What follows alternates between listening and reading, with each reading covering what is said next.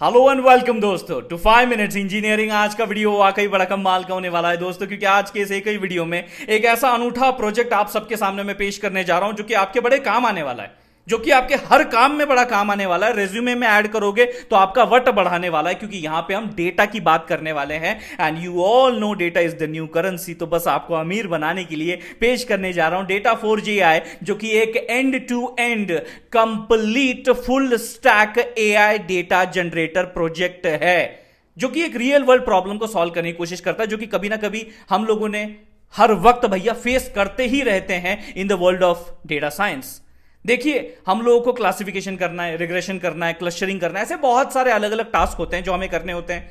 हम किसी एक रिस्पेक्टिवली डोमेन या फील्ड का डेटा चाहते हैं, लेकिन इतने आसानी से वो अवेलेबल मिलता नहीं है, और अगर जनरेट करवाना चाहे तो वो बहुत ही सिंथेसाइज्ड लगता है। सही बात है कि नहीं? हमें क्या चाहिए होता है कि डेटा के अंदर जो है एक रियल वर्ल्ड का एसेंस हो, तब जाके थोड़ा मजा आता है ना? तब जाके एक्चुअल में चीजें जो है थोड़ी रियल वर्ल्ड फील होती हैं। बस ऐसा ही डेटा आपके लिए जनरेट करवाने के लिए डेटा फोर्ज एआई जो है मैं पेश करने जा रहा हूं, जो कि भैया आपसे पूछता है कि भैया डेटा जो आप चाहते हो जनरेट करवाना, वो किस टास्क के लिए जनरेट करना चाहते हो। रिग्रेशन, क्लासिफिकेशन और भी बहुत सारे भैया इसमें जो अपन ने टास्क है वो मेंशन कर रखे हैं। उनके अकॉर्डिंग डेटा जो है वो आपका मोल्ड होकर आपके सामने आता है। प्लस आप उससे फील्ड भी पूछते हो कि भैया किस फील्ड का, हेल्थ केयर, डिफेंस, है ना, एजुकेशन, किस रिलेटेड आपको डेटा चाहिए वो भी पूछते हैं। और फिर इसके अंदर और भी आपकी कुछ स्पेसिफिक डिस्क्रिप्शंस जो आप ऐड करना चाहते हो वो भी आप इसमें कर सकते हो। Number of features, number of records जो आप इस रिस्पेक्टिवली डेटा सेट के अंदर चाहते हो वो भी मेंशन कर सकते हो। तो ये बहुत ज्यादा fully customizable and highly specific to the task and field data जो है जनरेट करके आपके सामने रख देता है, जो कि एक बहुत ज्यादा हद तक रियल वर्ल्ड का एसेंस कैरी करता है। तो चलिए अब सबसे पहले जो है इसका एग्जीक्यूशन फ्लो समझ लेते हैं, फिर इसको एग्जीक्यूट करते हैं, डेटा जनरेट करते हैं, डाउनलोड करते हैं, आपके सामने सारी चीजें दिखाई देते हैं। तो सबसे पहले देखिए, इसमें अपन ने स्ट्रीमलिट यूआई, डॉकर का इस्तेमाल किया है, डेटाबेस के लिए अपन ने माइस्क्यूएल का इस्तेमाल किया हुआ है, पाइथन पांडास भी यूज किया गया है डेटा फ्रेम के लिए, और साथ ही साथ भैया अपन एलएलएम इंटीग्रेशन भी यहां पे किया हुआ है। GPT-4 मॉडल जो है वो यूज हम करने वाले हैं। सो ऐसी कई सारी चीजें हैं, उनको अभी हम एक साथ कंबाइन करके जो है एग्जीक्यूट करने वाले हैं। तो सबसे पहले देखिए, अपने सामने तो अपना यूआई आएगा, जो स्ट्रीमलिट यूआई होगा, जिसके अंदर अपने को लॉगिन रजिस्टर वगैरह करने के लिए आएगा। तो ये एक आपका वेलकम पेज आप कह सकते हैं। अगला स्टेप आपको उसमें ऑब्वियसली बात है पहले रजिस्टर करना पड़ेगा, यूजर नेम पासवर्ड देना पड़ेगा। अब ऑब्वियसली बात है, जब आप पासवर्ड सेव करोगे तो वो सिक्योरली सेव होना चाहिए, ऐसा ओपनली नॉर्मल प्लेन टेक्स्ट की तरह नहीं सेव होना चाहिए। तो उसे हैश भी किया जाएगा, और साथ ही साथ फिर उसके बाद आप लॉगिन करोगे। एक बार लॉगिन सक्सेसफुल हो गया तो आपका सेशन भी एस्टैब्लिश हो जाएगा कि अब यूजर सेशन के अंदर आ गया है। अब इसके बाद भैया आप डेटा सेट कॉन्फ़िगरेशन अपनी सेट कर सकते हो, जैसे कि भैया कितने फीचर्स चाहिए, कितने रोज चाहिए, कौन सा टास्क है, कौन सा फील्ड है, कोई और स्पेसिफिक डिस्क्रिप्शन आप देना चाहते हो for creating the data set, वो सारी चीजें आप यहां पे मेंशन करोगे। जैसे ही आप जनरेट पे क्लिक करोगे, डायरेक्टली एलएलएम कॉल जाएगा, LLM will look it into personally, देखेगा भैया ये पर्सनली मैटर जांचेगा, और फिर उस हिसाब से आपको डेटा जनरेट करके देगा। और वहां से आप जो उसका रिस्पॉन्स है वो फेच करोगे, एक प्रॉपर फॉर्मेट में डालोगे, और अपने सामने डेटा सेट जो है डिस्प्ले होता हुआ देखोगे, और प्लस डाउनलोड भी कर पाओगे। ये सारी गतिविधियां किस तरीके से हो रही है, चलिए एक बार कोड पे नजर मारते हैं, और फिर आपको सारा मामला समझ में आ जाएगा। तो हमारे पास देखिए app.py है, स्ट्रीमलिट्स TOML फाइल, जिसमें हम अपने सीक्रेट्स जो है वो स्टोर करने वाले हैं। सबसे पहले चलिए इसी से शुरुआत करते हैं। यहां पे अपनी जो भी कीज हैं, जैसे कि अपना रिस्पेक्टिवली ओपन AI API जो हम यूज करने वाले हैं, वो की आपको यहां पे जो है पेस्ट कर देनी है। MySQL हम यूज कर रहे हैं तो डेफिनेटली उसका होस्ट, उसका पोर्ट, उसका यूजर नेम, पासवर्ड, डेटाबेस का नाम, ये सब चीजें भी अपने को यहां पे मेंशन करके रखनी है। हम app.py में इसे फेच करके इसे यूज करने वाले हैं, ठीक है। उसके बाद भैया हम लोग डॉकर YAML फाइल भी देख लेते हैं। इसके अंदर कुछ नहीं, हमारी जो सर्विसेज हैं, जैसे कि डेटाबेस सर्विसेज इंफॉर्मेशन है, और आपका जो ऐप है स्ट्रीमलिट यूआई ऐप जो आप बिल्ड करना चाहते हो उसकी जो है डिटेल्स है, और वॉल्यूम्स में अपन ने जो अपने डेटाबेस का डेटा है वो स्टोर करने का इंफॉर्मेशन उसे यहां पे दे दिया है। उसके बाद डॉकर फाइल अगर आप देखोगे, इसमें अपना जो पाइथन वर्जन 3.11 स्लिम हमें यूज करना है, वर्किंग डायरेक्टरी ऐप के अंदर ही रहने वाली है। और मैंने कह दिया कि भैया कॉपी कर लेना है जितना भी requirements.txt के अंदर अपना डेटा पड़ा हुआ है, और साथ ही साथ भैया रन करना है उस requirements.txt फाइल को, और उसमें जितनी भी डिपेंडेंसीज होंगी वो सब इंस्टॉल हो जाएंगी। और साथ ही साथ अपने को जितने भी इस डायरेक्टरी के अंदर फाइल्स हैं वो सब अपने डॉकर कंटेनर के अंदर कॉपी कर लेने हैं। एक्सपोज पोर्ट भी मैंने मेंशन कर दिया, और मेन कमांड जिससे हम अपना ऐप रन करने वाले हैं स्ट्रीमलिट रन python.py, मतलब पाइथन का जो भी फाइल का नाम रहता है, अब इस केस में ऐप है तो app.py, सर्वर पोर्ट और सर्वर एड्रेस भी मैंने यहां पे मेंशन कर दिया है। रिक्वायरमेंट्स में क्या क्या है जी, कुछ नहीं, बड़ी सिंपल सी बात है।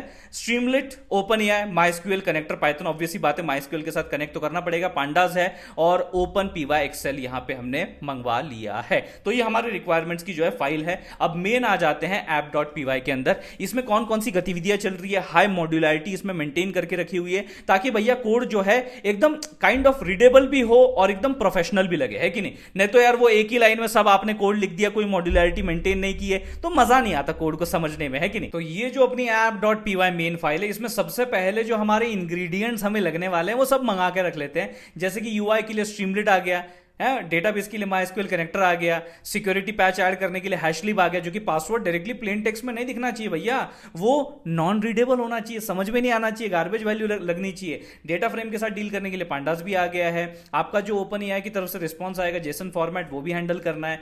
यहाँ पे आईओ वाला फंडा भी ले रखा है जो कि हम लोगों को डाउनलोड का ऑप्शन देना है, साथ ही साथ एक्सेल कन्वर्ट करना है, वो सारी चीजें। और ओपनएआई तो है ही क्योंकि एलएलएम इंटीग्रेशन है ही। और शुरुआत में अपना पेज कॉन्फिग के अंदर आप देख सकते हैं कि मैंने यहां पे अपना डेटा फोर्ज एआई टाइटल लगा लिया है सेंटर्ड लेआउट के साथ। अब इसमें देखिए इस प्रोग्राम में खासियत यह है कि मॉड्यूलैरिटी काफी दिखेगी, अलग अलग जो आपके रिस्पेक्टिवली मॉड्यूल्स हैं एक एक फंक्शनैलिटी के साथ जो है वो डील करने की कोशिश कर रहे हैं बहुत ही बखूबी तरीके से। लेकिन शुरुआत कहां से हो रही है, तो चलिए शुरुआत हम लोग सेटअप सही कर लेते हैं, क्योंकि यहां पे हमारा ये मेथड पहले कॉल हो रहा है। तो सेटअप में क्या हो रहा है, देखिए सेटअप के अंदर बड़ी बेसिक बातें हो रही हैं। यहां पे भैया डीबी इस मेथड को कॉल किया जा रहा है। अब डीबी के अंदर क्या किया गया है जरा गौर से देखिए, समझिए। जो हमने अपने secrets.toml के अंदर जो MySQL का होस्ट हो गया, उसका जो पोर्ट हो गया है, उसकी जो रिस्पेक्टिवली यूजर नेम, जो पासवर्ड हो गया, जो डेटाबेस नाम हो गया, वो जो हमने वहां पे स्टोर करके रखा था, वो सब कुछ यहां पे फेच करके रिटर्न किया जा रहा है। डीबी के साथ कनेक्शन इनिशियलाइज किया जा रहा है और उसके बाद भैया एक बार आपका डीबी इनिशियलाइज हो गया तो क्वेरीज परफॉर्म करनी है। कनेक्ट हो गया तो क्वेरीज परफॉर्म करेंगे ना, उसके लिए हमें कर्सर की जरूरत पड़ेगी। तो वही कर्सर हम यहां पे डिफाइन कर रहे हैं और उसी के इस्तेमाल से एग्जीक्यूट मेथड में हम अपनी एसक्यूएल क्वेरीज को इंप्लीमेंट कर पाएंगे। जैसे कि फॉर एग्जांपल सबसे पहले हम अपना एक टेबल बना देते हैं, है कि नहीं, माइस्क्यूएल का एक टेबल बना देते हैं। उसी के अंदर हम लोगों को अपने रिस्पेक्टिवली जो यूजर नेम पासवर्ड रहेगा वो हम एंटर करते रहेंगे, स्टोर करते रहेंगे। तो क्रिएट करते हैं table if not exist, users नाम का टेबल है जिसके अंदर आईडी रहेगा, इंटीजर टाइप का डेटा ऑटो इंक्रीमेंट करता रहेगा, प्राइमरी की रहने वाली है वो अपनी इस टेबल की। साथ ही साथ भैया यूजर नेम रखते हैं varchar टाइप का, और यहां पे ये नॉन नल होना चाहिए और पासवर्ड भी हम लोग यहां पे मेंशन कर देते हैं। तो इस तरीके से मेरा जो स्ट्रक्चर है, स्कीमा है, अपने रिस्पेक्टिवली यूजर्स टेबल का डिफाइन होगा। यहां मैं फिर इस ऑपरेशन को कमिट कर देता हूं, कर्सर क्लोज करके कनेक्ट भी क्लोज कर देता हूं। काम हो गया, अपना बेसिक सेटअप हो चुका है। उसके बाद आप ये लाइन देख सकते हो, यूजर नॉट इन सेशन, तो यूजर स्टेट नन, मतलब अब तक भैया यूजर ने लॉग इन किया है क्या? अरे जी लॉग इन तो वो तब करेगा ना जब पहले रजिस्टर करेगा। तो पहले रजिस्टर कर भाई, फिर उसके बाद लॉग इन कर भाई, सही बात है कि नहीं। तो अब तक तो भैया सेशन स्टेट आपका नन ही होना चाहिए। तो चलो फिर हम लोग थोड़ा अब आगे बढ़ते हैं और यहां चेक करते हैं कि क्या यूजर मेरा सेशन स्टेट में नहीं है, मतलब क्या यूजर ने अब तक लॉग इन नहीं किया। अरे नहीं किया, कितने बार बोले भैया। तो चलो फिर दो ऑप्शंस आपको देते हैं।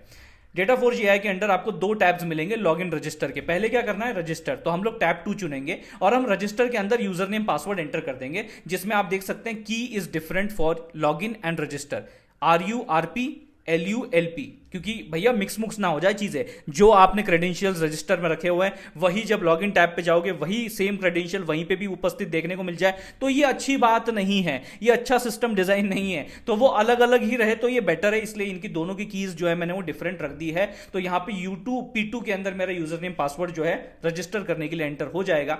उसके बाद बड़ा सिंपल लॉजिक है, जैसे आप रजिस्टर के ऊपर क्लिक करते हैं you will directly call the register method by passing those user name and password, जो कि अभी आपको अपने डेटाबेस के अंदर स्टोर करने हैं, तभी जाके आप रजिस्टर सक्सेसफुली बोल पाओगे। तो ये इफ कंडीशन के अंदर पास किया है, मतलब अगर वहां से ट्रू रिटर्न आया मतलब registered successfully please log in बोलेगा। अगर वहां से फॉल्स रिटर्न आया उस रजिस्टर मेथड से तो आप एरर दिखाओगे यूजर नेम ऑलरेडी एग्जिस्ट। ये ज्यादातर एरर आपने को देखने को मिलता है, वही एल्स में अपन दिखा देंगे। चलिए फिर यहाँ पे अपने रजिस्टर मेथड किधर, हाँ ये रहा, यूजर नेम पासवर्ड उसे दे दिया है, डीबी अपना इनिशियलाइज कनेक्ट कर लिया, कर्सर बना लिया, क्योंकि हम लोगों को इंसर्ट क्वेरी परफॉर्म करनी है। अब ट्राई एंड एक्सेप्ट ब्लॉक के अंदर मैं ये क्वेरी परफॉर्म करता हूं, cursor execute, insert into user, जो अभी हमने सेटअप किया था, क्रिएट किया था अपना टेबल, उसके अंदर यूजर नेम और पासवर्ड ये दो वैल्यूज मुझे जो है पुटअप करनी है, लेकिन वो वैल्यू स्ट्रिंग टाइप की है और जो मुझे पुटअप करनी है उनकी वैल्यूज है यू के अंदर और पी के अंदर, लेकिन यूजर नेम तो एज इट इज दे दिया, उसे हम लोगों को छुपाने की जरूरत नहीं है, छुपाने की जरूरत पासवर्ड को, इसीलिए उसे एचपी मेथड में पास किया। एचपी मेथड देखिए अब यहां कॉल जाएगा। अब यहां पे क्या होता है, आपका जो पी पास किया, जो पासवर्ड है, उसे पहले एनकोड किया जाएगा, उसे पहले बाइट्स में एनकोड किया जाएगा, फिर उसके बाद उसके ऊपर जो SHA-256 वाला जो हैशिंग है वो परफॉर्म किया जाएगा। यानी कि आपकी जो रिस्पेक्टिवली पी पासवर्ड वैल्यू है वो प्लेन टेक्स्ट नहीं रही अभी, वो अब वो एकदम नॉन रीडेबल फॉर्मेट में आ गई है। अब जब कोई यूजर उस पासवर्ड की तरफ देखेगा उसको लगेगा ये तो गार्बेज वैल्यू है, इसका क्या मतलब बनता है, ये पासवर्ड कैसे हो सकता है, something like that feel will be given, जो यहां पे सिक्योर मैनर में आपका पासवर्ड रिटर्न करके यहां पे इंसर्ट कर दिया जाएगा। तो आपके रिस्पेक्टिवली टेबल में पासवर्ड एंटर करने से पहले, इंसर्ट करने से पहले उसे हैश किया जा रहा है, उसे सिक्योर किया जा रहा है, एंड उसके बाद भैया आप कमिट कर देते हो ऑपरेशन को, कर्सर और अपने जो कनेक्ट है उसे क्लोज करके रिटर्न ट्रू कर देते हो। रिटर्न ट्रू करना मतलब यस सक्सेसफुली रजिस्टर्ड। लेकिन अगर मान लो कुछ गड़बड़ होगी, पहले से अगर मिल गया, ये तो पहले से मौजूद है, तो फिर भैया आप यहां पे जाते हो, जो भी एरर होगा वो रिस्पेक्टिवली ये सब कुछ क्लोज क्लास करके भैया आप यहां पे कर देते हो रिटर्न फॉल्स। और रिटर्न फॉल्स का भैया मतलब ज्यादातर तौर पे अपने जो यूज केसेस में निकलता है वो यही है कि यार ये तो ऑलरेडी एग्जिस्ट कर रहा था, उसके अलावा आपको कोई इतना बड़ा जो है एरर देखने को नहीं मिलेगा। तो चलो भैया रजिस्टर तो हो गया, अब आते हैं सेकंड स्टेप पे, बड़ा इंपॉर्टेंट है। हम आ जाते हैं भैया अपने लॉगिन पे, क्योंकि लॉगिन करने के बाद ही फिर वो आगे पूरा डेटा सेट कॉन्फ़िगर करना वगैरह वो सब रहेगा ना। तो टैब 1 के ऊपर हम लोग अपना आ जाते हैं लॉगिन करने के लिए, यूजर नेम पासवर्ड मेंशन कर देते हैं। जैसे ही हम लोग लॉगिन बटन पे क्लिक करते हैं तुरंत भैया यहाँ पे इफ के आगे लॉगिन इस मेथड को कॉल किया जा रहा है और यूजर नेम पासवर्ड सेंड किया जा रहा है। यूजर नेम पासवर्ड कहां सेंड किया जा रहा है, देखो यहाँ पे फिर हम लोग कनेक्ट करते हैं डीबी के साथ, कर्सर क्रिएट करते हैं और कर्सर को एग्जीक्यूट करते हैं सिलेक्ट क्वेरी इंप्लीमेंट करने के लिए। सिलेक्ट करना है आईडी, हमें आईडी चाहिए है from the users respectively table, जहां पे मैच करता हो आपका user name and password with the values that has been pass to the login. जब लॉगिन करते हो जो यूजर नेम पासवर्ड पास किया है ना, क्या उससे मैच खा रहा है, क्या डेटाबेस में ऐसा कुछ है कि यूजर नेम ऐसा कोई पासवर्ड, लेकिन पासवर्ड डायरेक्टली मैच नहीं किया जा रहा, यहां पे भी पासवर्ड को मैच कराने से पहले जो है उसे हैश किया जा रहा है। उसके बाद वो हैश्ड पासवर्ड जो है वो फिर आपके रिस्पेक्टिवली डेटाबेस में उन क्रेडेंशियल्स में चेक किया जा रहा है, क्या वो एग्जिस्ट करता है, क्या आप फेच कर पाए हो, क्या आप फेच 1 कर पाए हो, अगर कर पाए हो फाउंड आ गया है तो रिटर्न फाउंड करके सारा भैया कनेक्ट कर्सर क्लोज कर देना है। और जैसे ही आपको रिटर्न फाउंड मिल जाता है आप तुरंत भैया अपने यूजर को सेशन के अंदर डाल देते हो, तुरंत ये जो यू है यूजर नेम जो है वो अपने सेशन स्टेट के अंदर यूजर में डाल देते हो और तुरंत रीरन करके रिफ्रेश करके आपको एक अगली स्क्रीन देखने को मिलती है जिसमें अभी आप अपना डेटा सेट कॉन्फ़िगर करने के लिए पूरी तरीके से तैयार हैं। और यहां पे भैया अगर मान लीजिए कुछ गड़बड़ हो जाती है तो इनवैलिड क्रेडेंशियल, जो कि ज्यादातर तौर पे बड़ी नॉर्मल यूज केस है, वो आपको देखने को मिल जाएगा। चलिए भैया अब मेरा लॉगिन भी हो गया, अब इसके बाद क्या करना है, तो इसका मतलब लॉगिन हो गया, मतलब अब आपका जो यूजर है वो सेशन के अंदर आ गया है, यानी कि अब ये कंडीशन फॉल्स है कि सेशन में यूजर नहीं है, अब ये कंडीशन फॉल्स है क्योंकि आपने अभी अभी तो इस यूजर को सेशन में डाला है यूजर नेम वाले को, तो अब ये कंडीशन फॉल्स होगी, मतलब आप कहां चले आओगे, आप एल्स में आओगे। अब जैसे ही आप एल्स में आते हो यहां पे भैया अपन पहले तो 2 कॉलम्स बना लेते हैं। कॉलम 1 को भैया 5 लोगों की जगह दे रखी है और कॉलम 2 को सिर्फ 1 लोगों की जगह दे रखी है, क्योंकि जरूरत भी उतनी है ना, क्योंकि हम लोग कॉलम 1 में भैया डेटा 4 जो है ये टाइटल डालने वाले हैं, उसके बाद भैया कैप्शन भी रखने वाले कि लॉग्ड इन एज, कौन लॉग इन किया है, तो जो भी आपके सेशन स्टेट यूजर का नाम है यूजर नेम वो हम लोग मेंशन करेंगे कि ये यूजर जो है अभी लॉग्ड इन है। और फिर उसके बाद कॉलम 2 के अंदर लॉग आउट बटन रहेगा कि अगर आपने लॉग आउट बटन के ऊपर क्लिक किया तो आपके यूजर में आपके सेशन के यूजर में नन आ जाएगा, जो पहले यूजर यू था अब वो नन हो जाएगा, क्यों, क्योंकि लॉग आउट कर लिया, उसके रिलेटेड जो भी सेशन में आपके डेटा फ्रेम वगैरह जो भी कॉन्फ़िगरेशन थे वो पॉप आउट हो जाएंगे, वो नन हो जाएंगे, सिंपल बात है। और रिफ्रेश करके you will be back to the login page, सीधी सिंपल बात। उसके बाद डिवाइडर के नीचे इस लॉगिन के और अपने टाइटल और लॉग्ड इन के रिस्पेक्टिवली नीचे आपको 2 और कॉलम्स मिलेंगे। उन 2 कॉलम्स में अपन जो है बहुत इंपॉर्टेंट चीजें फीड अप करने वाले हैं, फीचर्स एंड रोज, कि भैया आप C1 में डालते हो एक स्लाइडर जिसमें आप नंबर ऑफ फीचर्स यानी number of columns in your data set mention करते हो। देखिए मैंने यहां पे लिमिट डाल रखा है, 2 is the minimum number of features and 20 is the maximum and by default 5। ये मैंने इसलिए किया है ताकि देखिए आजकल जो टोकन्स का इस्तेमाल है वो बड़ा ऑप्टिमली होना चाहिए। सो टोकन यूजेज ऑप्टिमाइजेशन के लिए ये बहुत बेहतर स्ट्रेटेजी रहती है कि आप यहां पे अपने जो output coming from the LLM है उस पर कुछ लिमिट लगाओ, कुछ रिस्ट्रिक्शन लगाओ। तो वही मैंने यहां पे किया है कि मुझे भैया ये लिमिट में फीचर्स चाहिए और इस लिमिट में रोज चाहिए, minimum 10 maximum 1000 and by default 100। और फिर उसके बाद हम लोग और स्पेसिफिक जाते हैं, ये तो बड़ा जनरल हो गया ना, number of features and number of रोज। अभी और थोड़ा स्पेसिफिक होते हैं, किस टास्क के रिलेटेड डेटा सेट चाहिए, कौन सा एमएल टास्क, क्लासिफिकेशन, रिग्रेशन है, कौन सा, क्लस्टरिंग है, टाइम सीरीज है, एनएलपी टेक्स्ट क्लासिफिकेशन है, एनोमली डिटेक्शन, रिकमेंडेशन, क्या है, कौन से टास्क रिलेटेड तेरे को चाहिए डेटा, ये बताओ। फिर उसके बाद डोमेन भी स्पेसिफाई करो। डोमेन तो बहुत सारे ले लिए भैया, हेल्थ केयर ले लिया है, फाइनेंस ले लिया, education, defence, e commerce, agriculture, transportation, manufacturing, energy, real estate, HR, recruitment, cyber security, retail, sports, analytics, environment and climate. भाई साहब और भी ऐड करना चाहो तो कर सकते हो, बहुत ज्यादा ऐड कर दिए हैं। और उसके बाद इतना स्पेसिफिक होने के बाद, इतना कस्टमाइज होने के बाद, एक last layer of customization add कर देते हैं कि आप और भी इसमें अपने डेटा सेट को अगर डिस्क्राइब करना चाहते हो तो कर सकते हो। इसमें आप अपने रिस्पेक्टिवली वर्ड जैसे कि realistic, keep it to the real parts, है ना, कि take the features to be very much inspired by the real events, ऐसे कुछ आप चीजें अगर डिस्क्राइब करेंगे तो उसमें रियल एसेंस जो है और बढ़ जाता है। ये बात अपने को समझनी है, क्योंकि उसी हिसाब से एलएलएम भी जो है रिस्पॉन्ड करता है ना। तो चलिए, ये बेसिक बात है। फीचर, रो, टास्क, डोमेन, डिस्क्रिप्शन, मैंने सब कुछ भैया ले लिया है। अब जैसे ही मैं जनरेट डेटा सेट बटन पे क्लिक करता हूं, आपको एक स्पिनर घूमते हुए देखने को मिलेगा, जनरेटिंग करके, और आप जो है जनरेट मेथड को कॉल करोगे with all the input that has been taken while data set configuration. अब जनरेट मेथड का है, ये लो जी आपका जनरेट मेथड। इसमें क्या होता है, ये सब वैल्यूज आपकी आ चुकी हैं जो कि आपने डेटा सेट कॉन्फ़िगरेशन के वक्त दिए थे, और आप अपना एक प्रॉम्प्ट बनाते हो जो कि एलएलएम को भेजना है। जनरेट अ रियलिस्टिक, बहुत इंपॉर्टेंट है, रियलिस्टिक इस डोमेन के ऊपर based data set for performing this task with this much number of features and this much number of rose about this description, जो कि आपने यूजर ने दिया हुआ है, and return only raw Jason, जो कि इस फॉर्मेटिंग में आपके पास रहेगा, वो भी मैंने बता दिया। उसके बाद फाइनली अपना ओपन एआई का एपीआई कॉल, जिसमें एपीआई की जो हमने सीक्रेट्स में रखी हुई थी ना, ओपन एआई एपीआई की, वो हम लोग यहां पे पास कर देते ताकि हम ऑथेंटिकेट कर सके कि हाँ भैया हम वैलिड यूजर हैं, हम एक्सेस करना चाहते हैं एलएलएम को। अब कौन से एलएलएम को, मॉडल को, GPT-4। और यहां पे भैया अपना जो मैसेजेस है वो कुछ इस तरीके से रहेगा कि रोल यूजर की तरफ से कंटेंट, ये पूरा प्रॉम्प्ट जाने वाला है। टेम्परेचर रहेगा 0.7, जो कि ठीक है, थोड़ा कम ज्यादा 0.5 0.6 भी कर सकते हो, रैंडमनेस, क्रिएटिविटी को कंट्रोल करने के लिए। और यहां पे भी मैंने मैक्स टोकन लिमिट लगा दी है, जो कि यार एक तरीके से टोकन यूजेज ऑप्टिमाइजेशन के लिए बहुत जरूरी हो जाता है, तो वो भी मैंने लगा दिया। आप और कम करना चाहते हो, ज्यादा करना चाहते हो, कस्टमाइज कर सकते हो, ठीक है। एक बार मेरे पास आर यानी कि अपना ओपन एआई से रिस्पॉन्स आ जाता है, तो आप सब जानते हैं, इससे पहले वाले प्रोजेक्ट्स में भी हमने देखा है कि जो रिस्पॉन्स है वो चॉइसेस के 0 के अंदर, मैसेज के अंदर, कंटेंट के अंदर आपको देखने को मिल जाता है। लेकिन इसके अंदर ना देखो, अपना जो डेटा है ना, उसके अंदर कई बार बहुत सारे अननेसेसरी जेसन की फॉर्मेटिंग रहती है, बहुत सारे स्पेशल एक्स्ट्रा अननेसेसरी कैरेक्टर्स रहते हैं। तो जैसे प्रीफिक्स हो गया, फिर कुछ सफिक्स हो गए, उनको मुझे हटा देना है, उनको मुझे स्ट्रिप ऑफ कर देना है, वो क्लीन चाहिए मेरे को, एकदम रॉ जो फॉर्मेट में डेटा है वो चाहिए। उसके बाद इस रिस्पेक्टिव जेसन रॉ डेटा को मैं जो है डिक्शनरी में कन्वर्ट कर देता हूं, और फिर उसके बाद इस डिक्शनरी का डेटा को मैं डेटा फ्रेम में एम्बेड करके रिटर्न कर देता हूं। यानी कि मुझे इस जनरेट मेथड से क्या मिलने वाला है, डायरेक्टली मेरा डेटा फ्रेम, जो कि रिटर्न होने के बाद आप यहां पे देखिए, आप यहां पे सेशन स्टेट के अंदर, डीएफ के अंदर, उस वेरिएबल के अंदर उसे कैप्चर कर लेते हो, और फिर चेक करते हो कि क्या भैया डीएफ आ चुका है सेशन स्टेट में, है क्या डीएफ सेशन स्टेट में मौजूद हो चुका है। अगर आया है, अगर यहां कैप्चर हुआ है, तो भैया चलो तुरंत भैया जो है उसे डिस्प्ले करवा दो, st.data_frame, तुरंत उसे यहां पे यूजर को डिस्प्ले करवा दिया जाएगा कि देखो ये तुम्हारा डेटा सेट है। फिर 2 ऑप्शंस भी दिए जाएंगे 2 कॉलम्स में।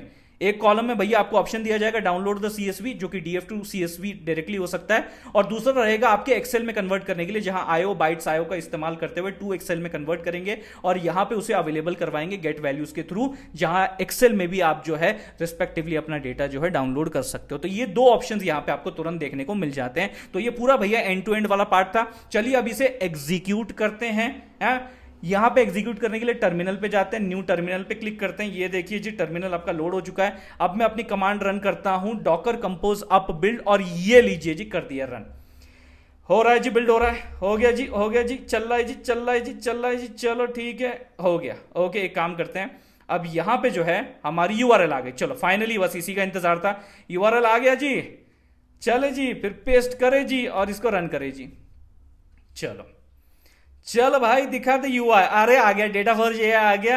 ए रजिस्टर पे चलते हैं, रजिस्टर पे लेट से मैं कुछ अलग नाम डालता हूं, ABNMVAD।